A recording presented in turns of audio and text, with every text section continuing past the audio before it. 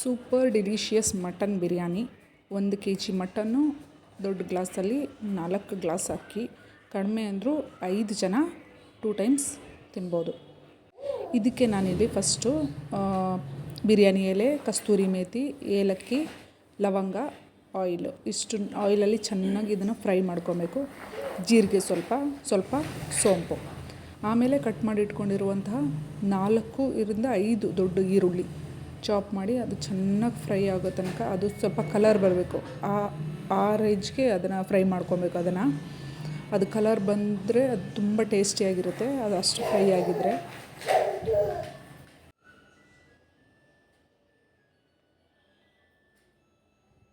ಹಾಗೆಯೇ ಒಂದು 5 6 ಹಸಿಮೆಣಸಿಕಾಯಿ ಕಟ್ ಮಾಡ್ದೇ ಹಾಗೆ ಹಾಕ್ಕೊಳ್ತಾ ಇದ್ದೀನಿ. ಅದನ್ನು ಫ್ರೈ ಮಾಡ್ಕೋಬೇಕು.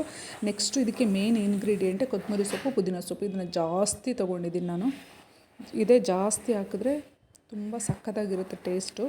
ಸೊ ಇದನ್ನು ಚೆನ್ನಾಗಿ ಫ್ರೈ ಮಾಡಬೇಕು. ಅದು ಹಸಿ ವಾಸನೆ ಹೋಗೋ ತನಕ ಅದನ್ನು ಫ್ರೈ ಮಾಡಬೇಕು. ಶುಂಠಿ ಬೆಳ್ಳುಳ್ಳಿ ಪೇಸ್ಟನ್ನ ಇದಕ್ಕಿಂತ ಮುಂಚೆ ಹಾಕಬಾರ್ದು. ಇದು ಹಾಕಿದ ಮೇಲೇ ಅದನ್ನು ಹಾಕಬೇಕು. ನಾನು ಇದಕ್ಕೆ ಒಂದು 300 to 350 ಗ್ರಾಮ್ ಆಗೋಷ್ಟು ನಾನು ಶುಂಠಿ ಬೆಳ್ಳುಳ್ಳಿ ಪೇಸ್ಟ್ ರೆಡಿ ಮಾಡಿ ಇಟ್ಕೊಂಡಿದ್ದೀನಿ. ಅದನ್ನು ಹಾಕ್ತಾಯಿದ್ದೀನಿ. ಹಸಿ ವಾಸನೆ ಹೋಗೋ ತನಕ ಚೆನ್ನಾಗಿ ಅದನ್ನು ಬಾಡಿಸ್ಕೋಬೇಕು. ಆಮೇಲೆ ಇದಕ್ಕೆ ಒಂದು ಮೀಡಿಯಮ್ ಸೈಜು ಒಂದು 5 to 6 ಅದನ್ನು ಟೊಮ್ಯಾಟೊನ ಚೆನ್ನಾಗಿ ಹಚ್ಕೊಂಡು ಅದನ್ನು ಹಾಕ್ಕೊಂಡು ಅದನ್ನು ಫ್ರೈ ಮಾಡಿ ಸ್ವಲ್ಪ ಉಪ್ಪು ಹಾಕ್ಕೊಳ್ಳಿ. ಯಾಕಂದರೆ ಉಪ್ಪು ಹಾಕಿದ್ರೆ ಟೊಮ್ಯಾಟೊ ಬೇಗ ಬೇಯುತ್ತೆ.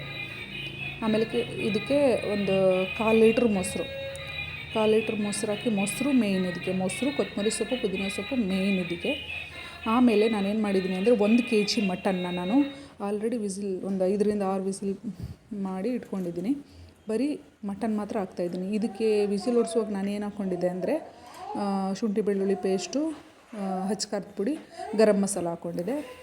ಅದನ್ನು ವಿಸಿಲ್ ಓಡಿಸಿ ಆ ನೀರನ್ನ ಸಪ್ರೇಟಾಗಿ ಇಟ್ಕೊಂಡು ಮಟನ್ ಹಾಕಿ ಉಪ್ಪು ಹಾಕಿ ಮತ್ತೆ ಅದನ್ನು ಫ್ರೈ ಮಾಡ್ಕೊಬೇಕು. ಜೊತೆಗೆ ಖಾರದ ಪುಡಿ, ಖಾರ ಎಷ್ಟು ಬೇಕೋ ಅಷ್ಟು, ಗರಂ ಮಸಾಲ ಮತ್ತು ಅರಿಶಿನ ಪುಡಿ ಹಾಕ್ಕೊಂಡು ಫ್ರೈ ಮಾಡ್ಕೊಳ್ಳಿ. ನೆಕ್ಸ್ಟು ಇದು ಸ್ವಲ್ಪ ಬೇಯಲಿ ಅಂತ ನಾನು ಅದು ಆಲ್ರೆಡಿ ವಾಟರ್ ತೆಗೆದು ಇಟ್ಕೊಂಡಿದ್ನಲ್ಲ ಅದನ್ನೇ ಹಾಕಿದ್ದೀನಿ. ಇದಕ್ಕೆ ನಾನು 4 ಗ್ಲಾಸ್ ಅಕ್ಕಿ ತೊಗೊಂಡಿರೋದ್ರಿಂದ 8 ಗ್ಲಾಸ್ ಕರೆಕ್ಟಾಗಿ 8 ಗ್ಲಾಸ್ ಹಾಕಬೇಕು.